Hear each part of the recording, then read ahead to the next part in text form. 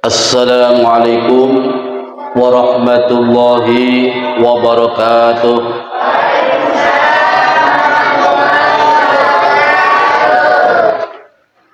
Bismillahirrahmanirrahim. Alhamdulillahilladzi asra bi'abdihi laylan minal masjidil harami ilal masjidil aqsa alladzi barakna haulahu linuriyahu min ayatina innahu huwas sami'ul basir. Allahumma salli wa sallim ala sayyidina Muhammadin adada man shalla alaih wa salli wa sallim ala sayyidina Muhammadin adada man lam yusalli alaih wa salli ala sayyidina Muhammadin kama amartana an nusalli alaih wa salli ala sayyidina Muhammadin kama huwa ahluh. Amma ba'd, hadratal mukarramin wal muhtaramin, para alim, para ulama, para asatidah yang hadir, wabil khusus seluruh jajaran takmir Masjid Al-Maghfirah yang saya hormati, seluruh tokoh masyarakat, tokoh agama, muslimin, muslimat, ibu-ibu, majelis sholawatan yang dirahmati Allah, adik-adik yang berbahagia dan yang saya banggakan. Alhamdulillah, puji syukur kehadirat Allah Subhanahu wa ta'ala. Malam ini kita dipilih Allah untuk bisa berkumpul di majelis yang mulia ini, untuk bersama-sama kita mengungkapkan rasa syukur yang mendalam atas sebuah peristiwa yang pernah dialami oleh junjungan kita Nabi besar Muhammad sallallahu alaihi wasallam, yang biasa kita kenal dengan peristiwa Isra Mi'raj, sebagaimana di dalam ayat yang telah dibacakan oleh Al-Ustadz Syukur tadi, surat Al-Isra ayat 1, Subhanalladzi asra bi'abdihi laylan minal masjidil haram ilal masjidil aqsa alladzi barakna haulahu linuriyahu min ayatina innahu huwas sami'ul basir. Setiap tahun kita memperingati peristiwa ini. Tentu setiap tahun pula kita mendapatkan meraih tambah nilai baik keilmuan dan kewawasan kita berkenaan dengan hikmah di balik peristiwa itu. Isra biasa disebut dengan perjalanan malam hari. Kalau menurut cerita, opo sebabnya Nabi diisrakan itu? Biasanya kalau dalam peringatan ini selalu diceritakan tentang perjalanan dari Mekah ke Madinah, ke Palestina, tapi jarang yang menyampaikan tentang latar belakang kenapa Nabi diisrakan. Ada beberapa versi, insya Allah yang saya sampaikan ini yang ada dalam kitab Durratun Nasikhin. Di situ disebutkan malaikat-malaikat yang di langit itu bangga di seluruh jagat ini. Tentu ada malaikatnya yang di langit membanggakan diri karena di sana ada matahari, ada mendung, ada malaikat Jibril, malaikat-malaikat yang mulia di sana. Sementara yang di bumi ini nggak punya argumen untuk membantah mereka. Akhirnya cuma satu yang dapat mengalahkan mereka yang di langit. Siapa? ternyata ada makhluk yang mulia yang dilahirkan di bumi ini. Siapa mereka? Siapa dia? Junjungan kita Nabi besar Muhammad sallallahu alaihi wasallam dilahirkan di bumi. Itulah salah satu yang mengalahkan mereka. Akhirnya makhluk-makhluk yang di langit pun mohon kepada Allah, ya Allah, ya Allah, ya Allah, tolong angkat itu makhluk yang mulia itu, perjalankan dia ke sini. Itu diantaranya. Namun dalam sejarah Nabi diisrokan itu sebagai penglipur lara, Pak. Contohnya begini, di tahun itu peristiwa Isra Mi'raj ini 3 tahun, ada yang mengatakan 3 tahun sebelum hijrah, ada yang mengatakan 1 tahun sebelum hijrah, sebelum boleh hijrah. Jadi Nabi itu sepanjang perjalanan dakwahnya selalu dibantu oleh istri tercinta. Siapa dia? Siti Khadijah. Beliau adalah orang yang terkaya di kota Makkah waktu itu. Setelah mendampingi dakwah Rasulullah kemana-mana, sampai hartanya, jiwanya, raganya diserahkan untuk berdakwah.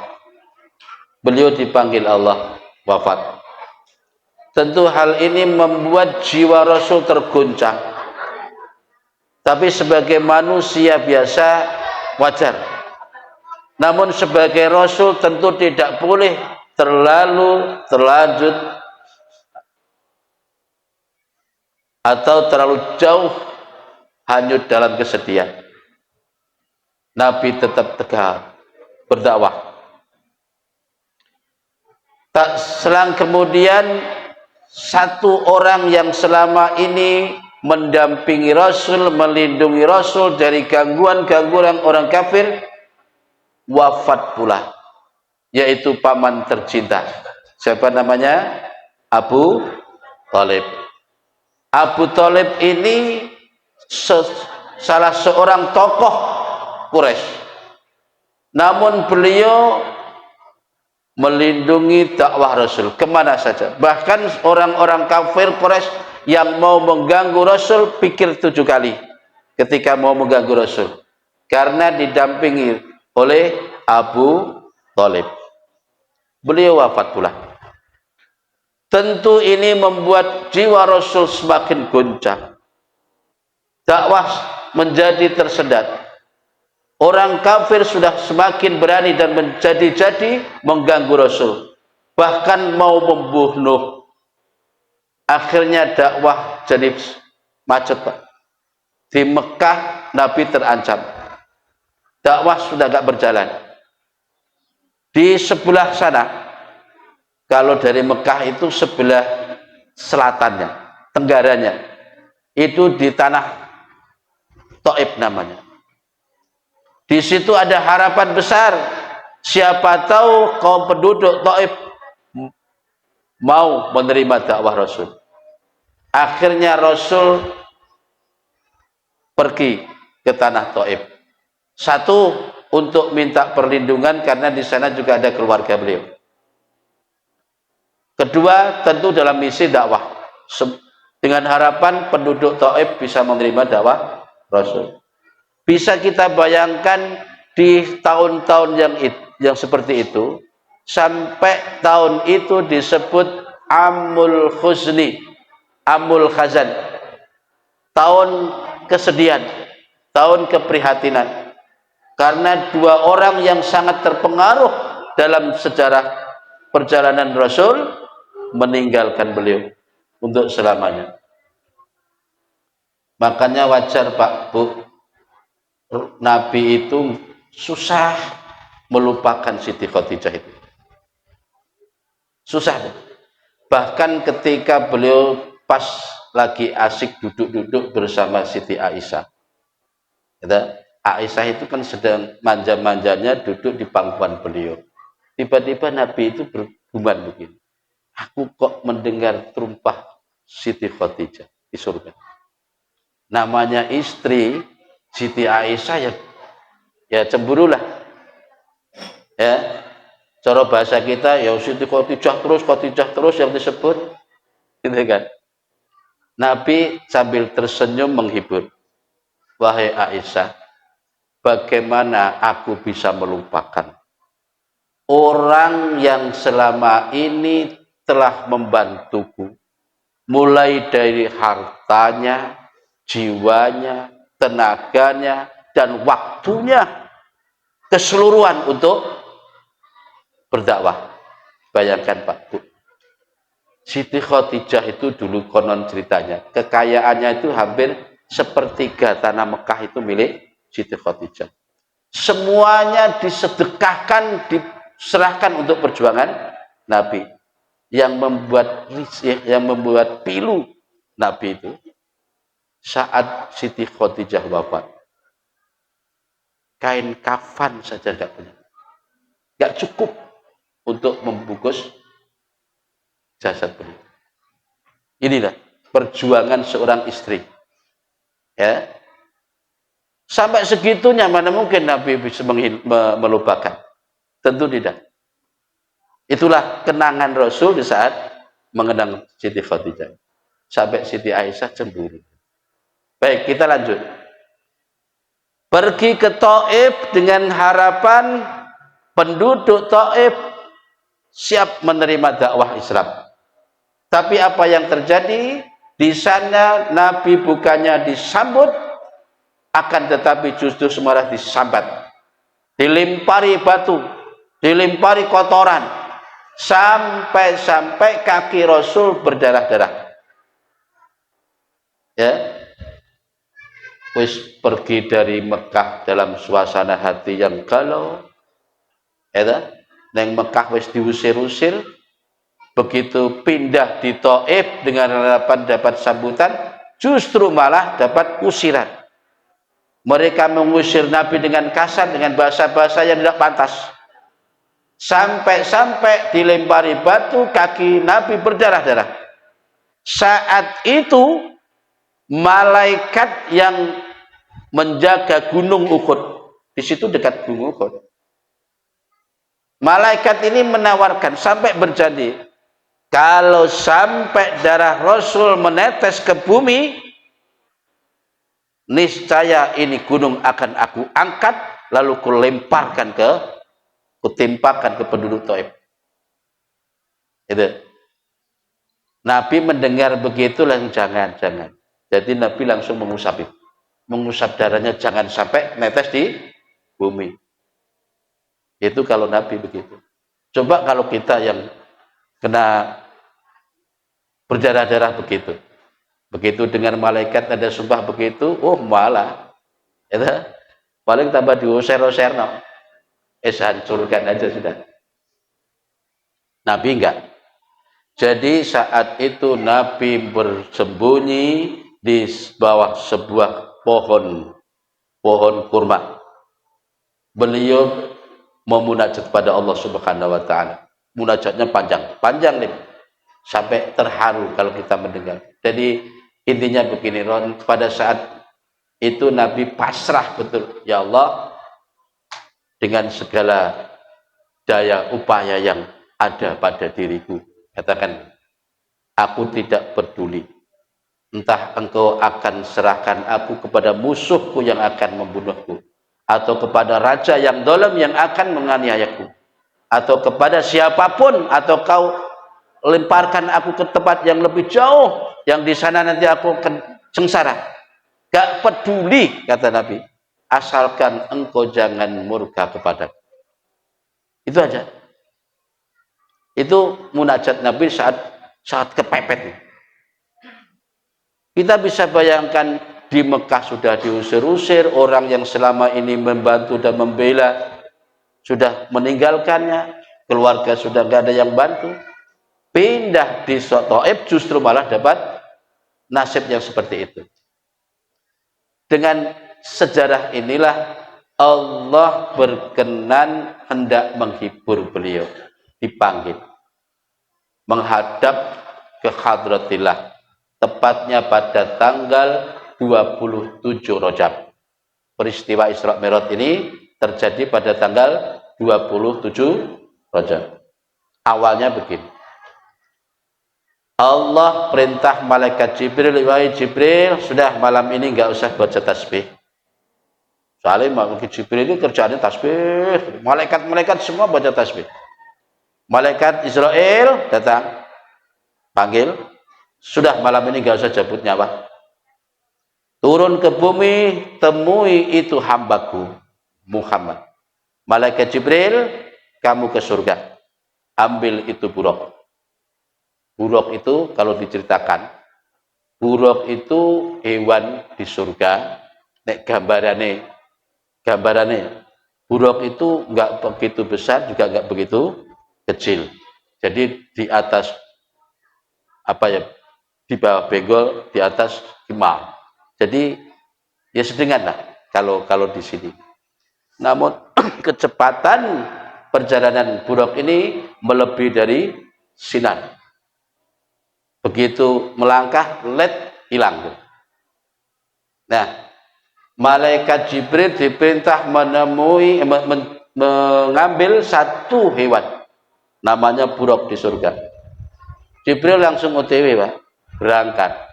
Di sana berjuta-juta buruk sedang bermain-main dan cari makanan. Diperhatikan nama Jibril, di situ ada buruk yang duduk sendirian termenung. Seakan-akan dia berpikir melamun. Jadi buruk ini gambarannya kayak kuda, tapi kepalanya berupa wajah putri atau bidodari. Terus punya sayap, ya, untuk membantu terbangnya itu punya sayap. Itu gambarannya sih. Jadi gitu. Jadi otomatis sekali. Andaikan buruk ini jalannya naik, Pak.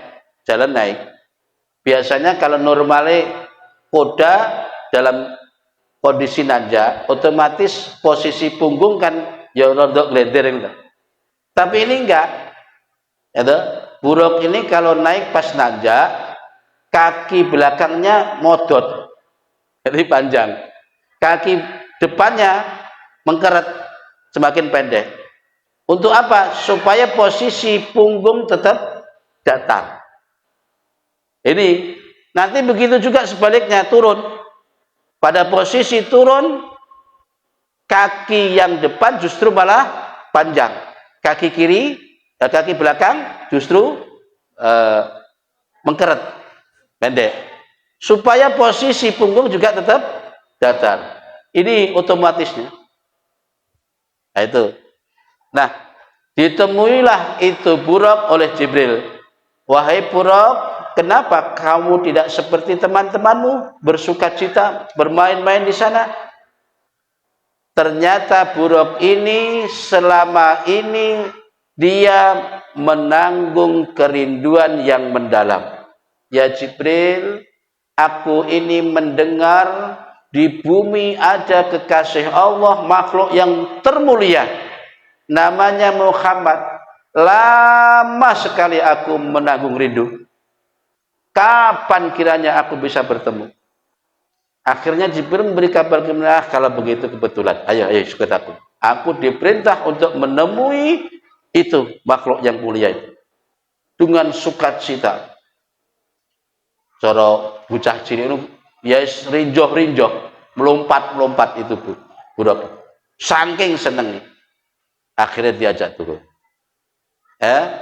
Malaikat Jibril turun, Israfil turun, Israel juga turun. Konon ceritanya begitu. Saat itu Nabi sedang bubuk atau istirahat. Ya, lalu ditemui Rasul dalam kondisi seperti itu. Singkat cerita, Nabi langsung diajak berangkat. Sebelum berangkat, Nabi dibelah dadanya. Ini perjalanan mulai dari perjalanan Isra. Dibelah dadanya, lalu disucikan hatinya. Ada yang bawa air zam-zam, air dari surga. Malaikat Israfil bawa air zam-zam, kemudian dibersihkan, dibasuh itu hati, dibersihkan dari sifat-sifat rodail, sifat-sifat yang tercela, mulai dari sombong. Padahal Nabi artinya bersih. Ada ujub, ada sum'ah, ada drengki, hasutan dan sebagainya. Dibersihkan total. Ini sebagai gambaran hikmah ibarat bagi kita. Bila mana kita mau menghadap Allah, tentu dibersihkan dulu. Dibersihkan dulu.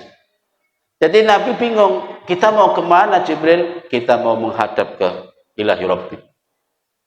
Akhirnya berangkatlah itu Jibril sama Buraq membawa Rasul berangkat. Disinilah mulainya perjalanan Isra ini baru Isra di malam hari. Di tengah perjalanan Nabi disuruh berhenti sejenak. Ya Muhammad, turun sholat sunat 2 rakaat. Padahal syariat sholat saat itu belum diperintahkan. Sholatnya ya sholat sebagaimana sholat sekarang. Lalu malaikat Jibril menceritakan, tahukah engkau Muhammad di mana kamu sholat tadi? Tidak tahu ya Jibril. Engkau sholat di tanah Thayyibah. Tanah Thayyibah itu sekarang Madinah. Jadi dari Mekah ke Madinah itu kurang lebih 500 km, insya Allah ya. Ya, kalau dari Mekah ke Madinah, kurang lebih begitu. Itu tanah atau tempat di mana engkau nanti hijrah. Namanya tanah Thayyibah, tanah Madinah sekarang. Kemudian mereka berangkat lagi. Teruskan perjalanan. Tidak lama malaikat Jibril menyuruh Nabi berhenti lagi. Ya Rasul, ya Muhammad, berhenti sejenak. Sholatlah 2 rakaat di situ. Nabi sholat 2 rakaat. Nabi bertanya, itu tadi kita sholat kedua di mana malaikat Jibril? Itu di tanah namanya Tursina. Turisina. Tursina'ah. Tursina itu tempat di mana Allah pernah memberi firman atau bercakap dengan Nabi Musa alaihissalam. Makanya Musa disebut kalimullah, orang yang pernah diajak ngomong. Hebatnya. Itu di Gunung Tursina. Perjalanan dilanjutkan. Sampailah di sebuah tempat, Jibril nyuruh Nabi untuk berhenti lagi. Turun dan sholat 2 rakaat lagi. Kali ini Nabi bertanya, di mana kita Jibril? Ya Rasul, kita sedang di tanah Baitul Lahm. Baitul Lahmi. Kalau sekarang disebut Bethlehem, Yerusalem. Di mana tempat ini dulu tempat Nabi Isa dilahirkan. Disebut tempat Baitul Lahm, Baitul Lahmi, atau sekarang disebut Bethlehem, Yerusalem. Sampai situlah kemudian berangkat. Dari perjalanan demi perjalanan ini tentu ada hikmah di baliknya. Seakan-akan malaikat Jibril mengajak Rasul untuk bernapak tilas dari perjalanan para leluhurnya dulu.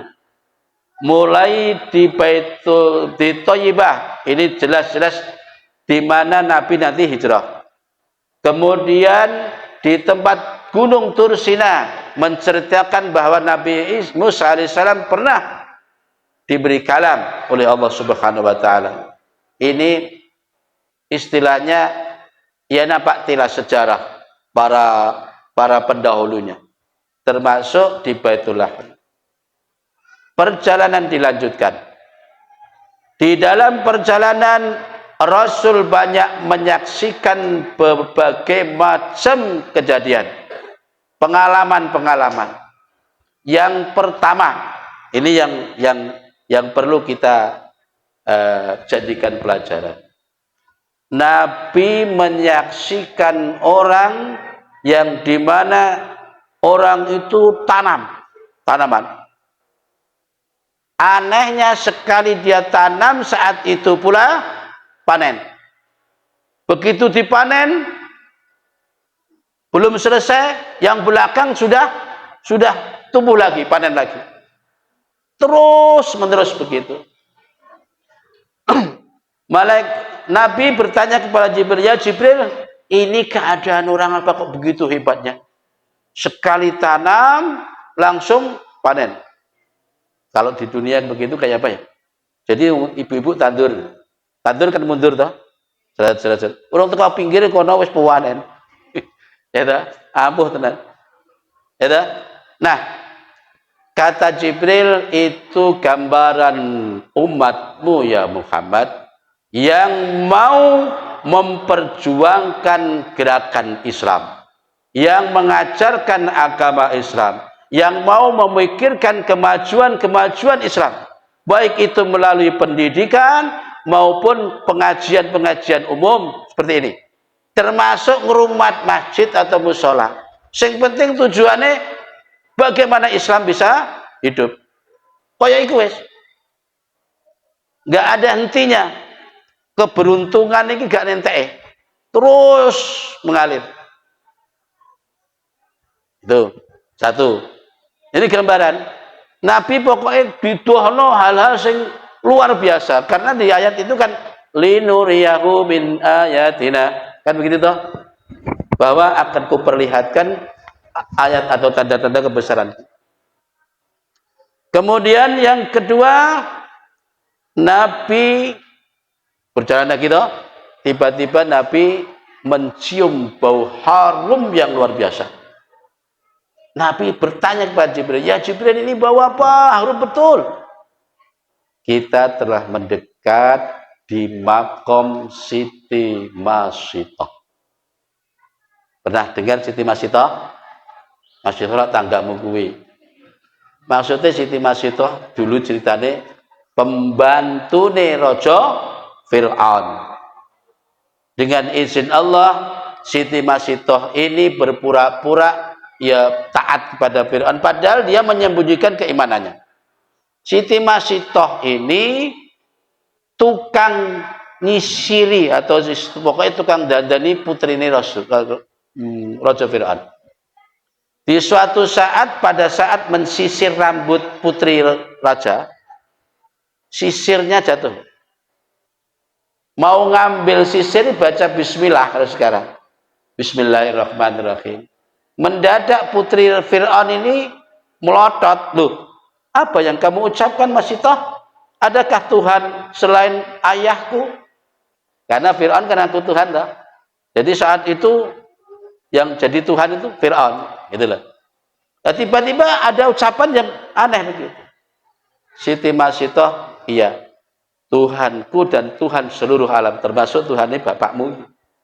Ini langsung dilapor nih, singkat cerita, Masitoh disiksa sedemikian rupa, sak keluarga, sak anaknya direbus di dalam apa ya, jodi, koali sing gede jenenge jodi, wajan sing gede, jodi ya. Yes, jadi pertama ki putrane Pak, putrane direbus ya. Jadi dikuwedok sampai mendidih, tiba-tiba putrane Siti Masitoh dilempar, menggelegar, menjerit sampai Bapak di depan mata. Coba bayangkan, di depan mata. Apa kata Masitoh? Mohon maafkan aku nak, bukannya ibu enggak sayang, tapi ini masalah akidah. Selamat jalan, nanti sampai ketemu di surga nanti. Sampai 3 anak, yang terakhir suaminya juga begitu, semuanya di depan mata, sampai Siti Masitoh terakhir. Ternyata Siti Masitoh bukannya dilempar sama-sama di situ, tapi Fir'aun menyediakan siksaan tersendiri yang luar biasa. Masih toh dipenteng, dijemur di padang oro-oro, ya. Lalu di situ beberapa hari dijemur, tidak kasih makan, kasih minum, terakhir mau dibeleki, mau dijatuhin batu besar. Di saat mau dijatuhin batu besar itu, Masih toh berdoa, ya Allah, kalau memang Engkau menghendaki, jangan sampai Fir'aun menjamah keimananku. Jadi saat itu langsung roh itu melihat. Rohnya Siti Masitoh diperlihatkan tempat di surga. Ini Masitoh, tempatmu nanti, anak-anakmu sudah di sana. Saking indahnya tempat itu, saking terkesimahnya Siti Masitoh, akhirnya roh ini keluar dari saat gak terasa. Kemudian barulah batu besar tadi ditimpakan di jasad yang sudah tidak ada rohnya. Jadi nggak ngerasa noloro, karena rohnya sudah keluar duluan karena melihat tempatnya yang indah. Sudah selesai. Itulah kisah Siti Masitoh yang sampai sekarang, katanya sampai sekarang bau kuburnya itu masih harum, termasuk Nabi mengalami. Ya, itulah tempat di mana Siti Masitoh dikubur. Kemudian perjalanan Nabi dilanjutkan. Nabi melihat kaum yang kepalanya dibentur-benturkan sendiri. Kok aneh, kurang kerjaan. Nek gatel kok gak digrauk ae, gitu. Tapi ini kepalanya dibentur-benturkan di batu gitu. Nabi ya heran tuh, ini orang kok kurang kerjaan Jibril, ini kerjaan orang apa? Ya Muhammad, itu gambaran umatmu yang seumur-umurnya malas mengerjakan sholat. Ternyata waktu itu. Ada pula yang mengatakan ini gambaran orang yang suka mengakhirkan waktu sholat. Sholat di akhir waktu nih. Padahal orang ngapa-ngapain, dilanjut kesibukan. Itu. Sholat itu yang utama kan tentu di awal waktu. Andaikan kau ada kesibukan ya bolehlah. Tapi kalau nggak ada udzur, tidak boleh. Nanti nasibnya kayak ini. Kepalanya justru dibentur-benturkan sendiri. Wih, hancur ini kepala, balik nek. Gitu. Dikira terus mati. Di neraka, di surga nggak ada mati. La yamutu fiha wala yahya. Di neraka nggak ada mati, nggak ada hidup. Diarani mati kok jeng ngrasakno lara. Diarani hidup kok gak ngrasakno penak belas. Lara terus. Jadi gak mati gak urip. Nah ini. Kemudian yang berikutnya perjalanan dilanjutkan. Nabi menyaksikan segerombolan orang. Orang-orang ini pada berangkat entah kemana, tapi pada telanjang semua. Telanjang. Nah, mereka anehnya itu suka makan kayu, namanya kayu zakum. Kayu zakum ini kayu yang berduri, beracun. Ketika dimakan, di perut ini bisa mules. Kalau di dunianya cuma mules saja. Ini bisa apa ya? Bisa berakar. Akarnya bisa hidup di perut. Jadi kayak begitu dimakan langsung meledak. Nah, ini gambaran apa ya Jibril? Itu gambaran umatmu yang tidak membayar zakat. Baik zakat yang wajib maupun zakat yang sunat. Ya, zakat yang sunat itu sedekah. Kalau zakat wajib ya zakat mal atau zakat fitrah. Gambarannya, ya tak? Ayo dipelajari. Ini perjalanan Rasul yang dialami Rasul sebagai pelajaran bagi kita. Inilah hikmah daripada peringatan Isra Mi'raj. Orang kok Isra Mi'raj ya tahu diceritakan, paling-paling mulai ya sholat. Ngono terus tak? Coba sekarang perhatikan ini. Kemudian perjalanan dilanjutkan. Nabi menyaksikan orang yang saat itu menghadapi 2 potong daging. Mohon maaf. Yang satu daging seger, wis gorengan muah-muah panas.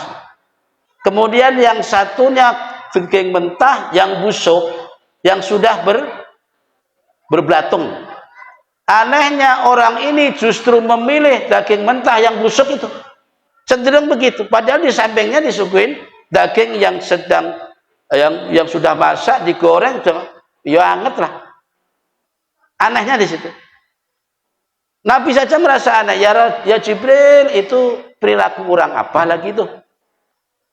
Kata Jibril, ya Muhammad, itu iktibar bagi umatmu yang dimana mereka punya istri yang sah, yang halal di rumah, namun masih suka jajan di luaran. Sama saja, perempuan juga begitu, yang sudah punya suami sah di rumah, tapi masih melayani yang lain. Itulah contohnya yang busuk itu yang disuka. Ini perjalanan yang dialami Rasul sebagai iktibar bagi kita. Kemudian malaikat Jibril ngajak berjalan lagi. Nabi menyaksikan orang menyaksikan ada kayu yang melintang.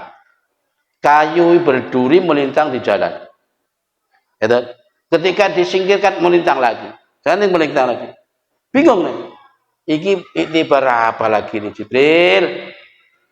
Jibril berkata, ini gambaran umat jenengan ya Rasul, yang suka duduk-duduk di tepi jalan sambil ngerasani wong, mengganggu orang-orang. Ya. Enak kan lungguh ning dalan-dalan karo ngerokok, ngopi, gek terus golek lakon.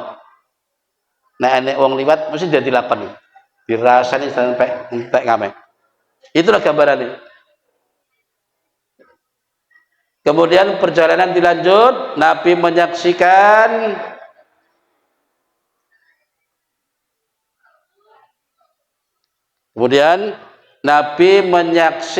kaum yang berenang di sungai darah.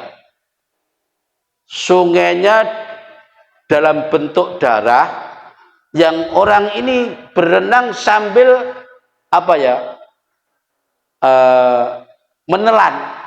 menelan batu. Jadi mulutnya tidak besar, di mulutnya itu ada batu. Orang berenang itu kan tujuannya supaya nggak tenggelam toh. Nah, supaya nggak tenggelam kok malah nggo batu. Jadi ya tenggelam, timbul. Sungainya dari darah, bukan dari air. Ini gambaran apa lagi ya Jibril? Nabi sampai gitu. Bertanya begitu. Nah, malaikat Jibril menjawab, itu gambaran orang yang suka makan riba. Itu gambarannya. Buat menolong ben ya, siksanya juga ngono ning neraka. Ini masih dalam perjalanan Isra, Pak. Kalau diceritakan sampai selesai ya jauh, beberapa sampai pagi belum. Ini masih perjalanan Isra, belum sampai Masjidil Aqsa, belum sampai. Karena memang diperlihatkan oleh Allah berkenaan dengan itu.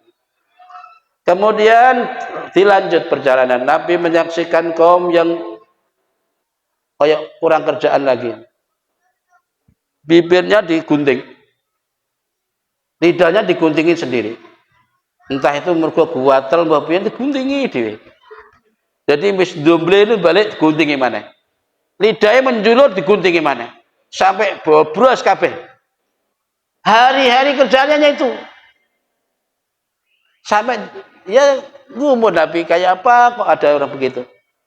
Bertanya lagi, ini apalagi Jibril? Kata Jibril, itulah gambaran umatmu yang suka menggunjing orang lain. Jadi sebenarnya sing biasa mengeluarkan kalimat yang kotor, menghujat, mengfitnah, ngerasani wong, sampai iku sebenarnya ini termasuk, mohon maaf, termasuk penceramah seperti ini, tukang ngaji, tukang khotbah, tukang sing orang lakoni.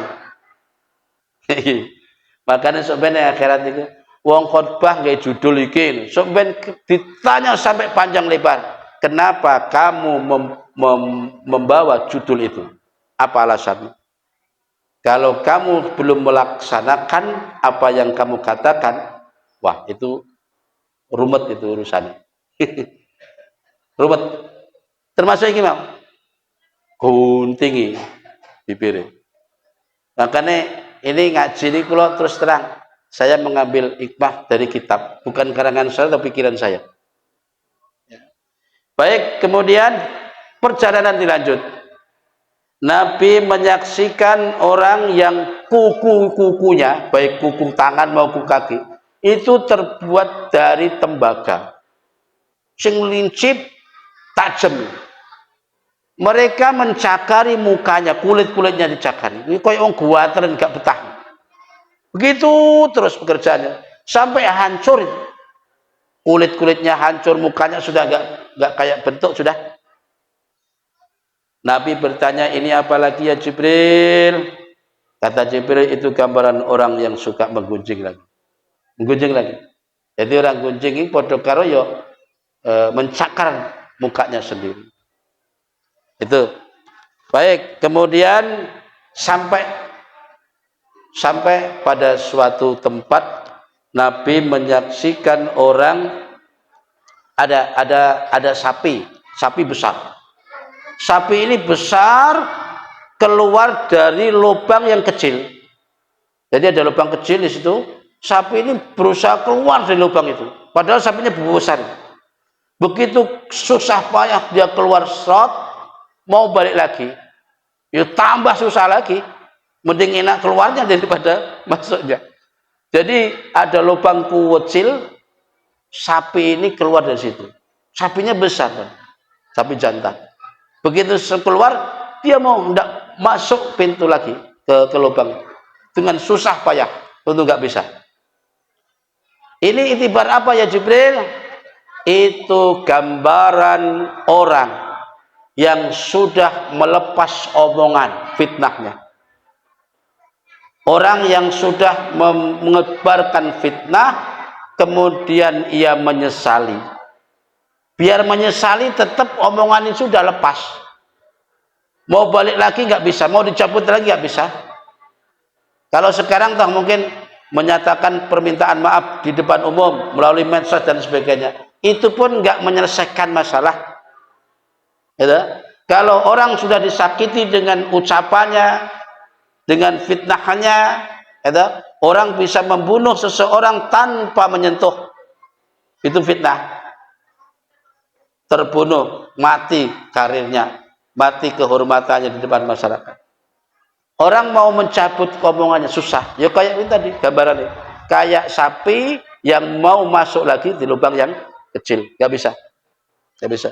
Oke, mungkin ya. Mungkin kalau orang yang kita sakiti, kita datangi, kita minta maaf, betul. Lalu bagi orang yang sudah mendengarkan kalimat kita. Lalu orang ini cerita lagi kepada saya. Lalu orang yang diceritakan cerita lagi ke sana kemari. Bagaimana kita narik kalimat itu? Mau kita datangi satu persatu? Ya mustahil. Itulah gambarannya. Makanya omongan itu hati-hati, termasuk memfitnah. Lisan ini shaghirun jirmi kabirun ismi. Ya. Lisan ini bendanya kecil tapi akibatnya besar. Baik. Ini perjalanan Israel ya. Tiba-tiba Nabi ada yang memanggil, Muhammad, Muhammad, Muhammad, tunggu, berhenti dong. Gitu. Dari kanan. Nabi sedikit pun tidak menoleh. Terus jalan. Tak lama kemudian ada panggilan lagi dari sisi kiri. Muhammad, Muhammad, berhenti dong, tunggu aku. Ya. Nabi sedikit pun tidak menoleh. Kemudian Nabi bertanya kepada Jibril tadi, oh ada yang manggil, siapa Jibril? Yang dari kanan tadi itu panggilan orang-orang Yahudi. andaikan engkau menengok sedikit saja Muhammad, niscaya umatmu jadi Yahudi semua. Ya. Yang kiri tadi panggilan siapa Jibril? Itu panggilan Nasrani. Andai untung kamu nggak menengok tadi Muhammad. Kalau sedikit saya kamu menengok, niscaya umatmu jadi Nasrani semua. Nah itu, ini Nabi nggak nengok saja banyak yang masuk begitu. Baik, dilanjut. Kemudian Nabi dihadang oleh seorang perempuan. Yang perempuan ini membelakangi. Menghadang tapi membelakangi. Kalau dilihat dari sosoknya, perempuan ini bersolek luar biasa. Rambutnya diorei dengan dandanannya sedemikian rupa. Tapi membelakangi. Gitu loh. Mau jalan dihadangi. Kayak apa ini? Memangnya maunya apa ini? Akhirnya Nabi tetap jalan. Set. Gitu. Perempuan ini maunya Nabi suruh berhenti. Ya katakan, ya diajak senang-senang. Ya. Nabi bertanya, ya Jibril, tadi perempuan siapa? Itu gambaran dunia. Gambaran dunia seisinya. Dunia dan kebahagiaannya. Jadi gambaran seperti perempuan itu. Dunia yang selama ini kita cari nih Pak Bu, itu seperti orang yang sedang membelakangi kita. Sebagaimana apa ya? Bayangan dah, bayangan. Bayangan itu kalau kita diam, ikut diam dia. Tapi kalau kita kejar, dia juga lari. Bayangan, ya toh? Pas bayangan kita di depan kita kan? Ya. Ketika diam, diam juga. Tapi ketika kita lari, dia juga ikut lari. Itulah gambaran dunia. Dunia yang kalau kita diam, ya nggak mungkin kita dapat uang. Tapi ketika dikejar, kejar, ditumpuk-tumpuk harta, apa yang didapat? Kebahagiaan belum tentu. Jadi kebahagiaan tidak semata-mata karena harta. Ya, itu gambaran yang pernah dialami Rasul. Baiklah Bapak Ibu yang dimuliakan Allah Subhanahu wa taala, sampailah Nabi di suatu tempat, disitulah yang disebut dengan Masjidil Aqsa. Di pelataran Masjidil Aqsa itu Nabi disuruh malaikat Jibril, itu burukmu cencang di situ. Di situ ada tempat batu berlubang namanya Sakrah. Di mana batu ini dulu juga pernah dipakai untuk nyencang atau ya buruknya Nabi Ibrahim. Di situ pula. Nah, tak lama sebelum masuk masjid, Nabi dihadapkan dua gelas yang berisi satu susu, satu madu. Pilih. Satu madu ya, satu susu, satunya arak. Insyaallah arak. Saat itu Nabi tanpa ragu langsung memilih gelas yang berisi susu, minum. Malaikat Jibril langsung cara sekarang jempol. Hebat kamu Muhammad. Tepat sekali pilihanmu Muhammad. Kau memilih gelas yang berisikan susu. Andaikan engkau memilih gelas yang satu yang berisikan arak, niscaya umatmu tukang mabuk kabeh. Jadi itu isyarah semua. Perjalanan demi perjalanan yang dialami Rasul, ini sebagai isyarah bagi kita. Setelah itu Nabi masuk ke masjid, ternyata di situ sudah banyak orang menunggu, bahkan malaikat-malaikat menunggu. Ya, disinilah kadang orang membantah. Nabi-nabi terdahulu kok pada datang. Ada malaikat-malaikat semua datang. Ya, penguras meninggal kepada datangan. Ya, itulah kita perlu ngaji, terutama ngaji tasawuf, ngaji ilmu-ilmu tauhid, kemudian tentu juga fikih. Di dalam istilah tasawuf, istilah roh itu ada yang disebut arwah mutajarridah. ada arwah mutasyarrifah, ada arwah yang mutajaddisah. Jadi begini, roh itu kalau masih utuh roh itu namanya roh mutajarridah. Ya roh, gak ada jasad. Itu bisa kelihatan, bisa melihat, tapi nggak bisa kelihatan. Tapi roh yang mutasyarrifah, ini roh yang masih yang seperti ini, bisa jadi dia berupa wujud, ya, dan roh-rohnya para nabi, para aulia ini tidak kemana-mana. Dia tetap mutasyarrifah, sebagaimana di Al-Quran disebutkan, wala takhsabanna alladzina yuqatiluna fi sabilillah amwata. Jangan kau kira orang-orang yang mati dalam menegakkan agama Allah mereka mati. Jangan dikira dia mati. Bal ahya'un inda rabbihim yurzaqun. Ya, mereka sesungguhnya pada hidup, malah di sisi Allah dia diberi rezeki. Yurzaqun. Ya, para wali itu mesti hidup. Maka suatu saat nggak heran kalau ada orang ketemu Mbah Yai Kai, padahal Mbah Yai sidone suwe. Ini namanya rohnya roh mutasyarrifah. Termasuk itu gambaran yang insya Allah ya, gambaran yang pernah dialami Nabi di saat ketemu para nabi-nabi di Masjidil Aqsa. Ya, saat itu sana masih waktu Isya, sholat. Nah, Nabi ya mempersilahkan para pendahulu. Mereka justru menunjuk Nabi untuk mengimam. Karena hanya orang yang termulia dalam pandangan Allah yang menjadi kekasih Allah yang berhak mengimam. Nabi jadi imam. Jadi imam ini Nabi juga simbol sebagai isyarat bahwa Nabi kita ini salam mereka ya, salam mereka aja ketahuan. Jadi mereka orang-orang nabi-nabi terdahulu itu memberi salam Nabi ini. Assalamualaikum alaika ya awal ya akhir ya khasir. Aneh. Ya awal ya akhir ya khasir.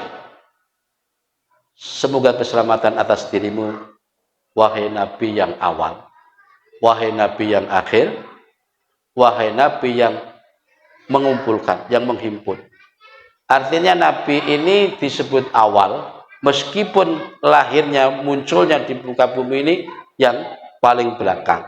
Tapi Nabi ini awal. Disebut awal itu besok di hari kiamat, sebelum ada umat-umat dulu dibangkitkan, umat Muhammad bangkitkan. Termasuk ketika dihisab, yang masuk surga duluan umat Muhammad. Termasuk Nabi. Ini pertama. Disebut akhir, ya karena lahirnya di akhir, paling belakang. Disebut hasil itu Nabi yang berhasil menghimpun, mengumpulkan. Coba bayangkan, hanya karena lantaran alasan Nabi toh, di situ para nabi, para malaikat ngumpul semuanya. Makanya disebut hasil, orang yang menghimpun. Ya, Allah mencinta begitu. Nah inilah perjalanan Isra. Nah, mi'rajnya nanti. Mi'raj itu ya panjang lagi sejarahnya mi'raj. Ya, jadi istilah mi'raj, Isra, mi'raj beda. Isra perjalanan dari Mekah ke Palestina, dari Masjidil Aqsa itu. Ini di malam hari. Itulah kurang lebihnya ceritanya. Ini sebagai simbol bahwa kita dalam melaksanakan ibadah kepada Allah, ya, coba bayangkan. Kenapa Allah kok ya repot-repote memanggil Nabi dengan cara begitu? Dia kok dilalah diperjalankan sampai segitu jauhnya. Mbok yo langsung malaikat Jibril kan nyemot langsung dibawa ke atas kan ya mampu toh. Kok repot-repot begitu? Itu karena itu tadi tujuannya linuriyahu min ayatina, agar aku perlihatkan kehebatan, keagungan, tanda-tanda kekuasaanku. Ya.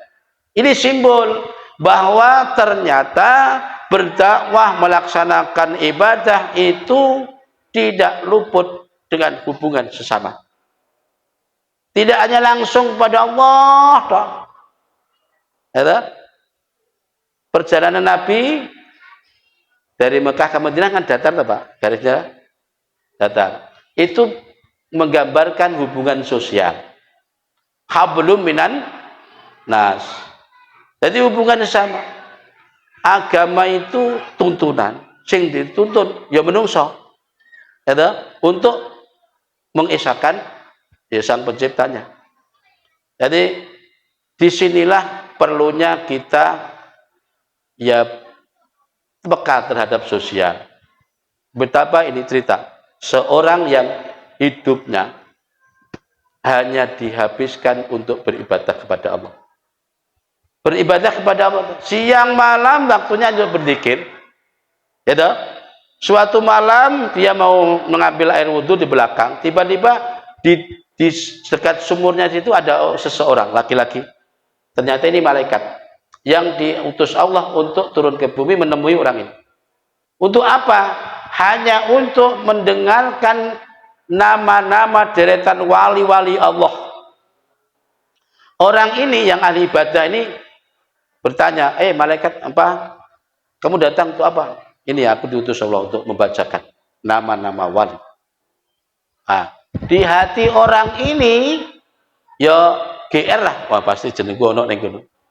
Karena dia rumangsa merasa bahwa hidupnya hanya untuk beribadah. Mesti aku wali nih.